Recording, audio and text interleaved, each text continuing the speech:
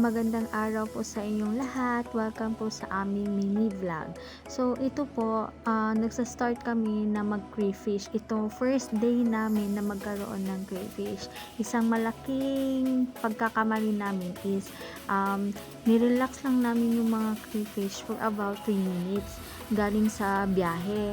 So, nilagay agad namin sila dito sa trapalpan. Tapos, hindi namin akalain na mas-stress sila. Yung mga crayfish po is nasa-stress. So, kinabukasan yan, yung tatlong crayfish ay kumiwala doon sa kanilang lungga. So, bali namatay sila dahil nakita namin sila sa baba na.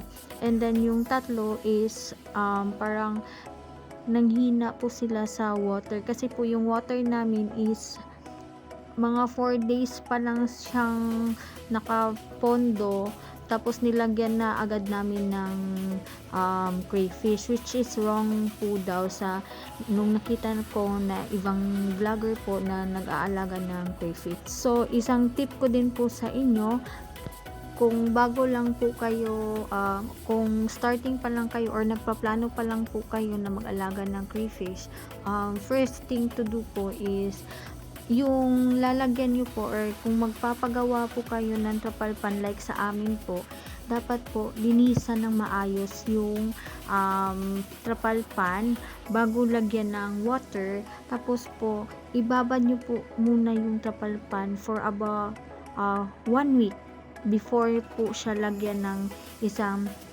panibago na namang water for about 1 week again na pondo po ng tubig, para po medyo may lumot na po na mamumuo dyan sa trapalpan nyo, at saka pwede na po yung malagyan ng crayfish.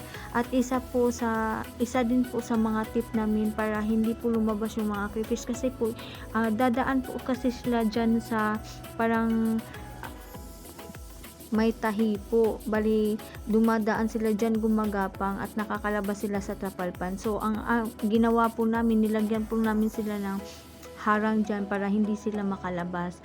Tapos po, kung nakabili po kayo, kung ngayon po kayo bumili ng crayfish, ibabad nyo muna siya ngayon, tapos kinabukasan nyo na siya ilagay dyan sa talagang trapalpan nyo po. Bali yung nilagyan po galing sa pagkabili nyo is ibabad nyo muna dyan, or parang palutangin lang po dyan sa tubig na nasa trapalpan para ma-absorb nila yung lamig or yung temperature ng water na kung saan sila titira. At yun lang po, maraming salamat, bye!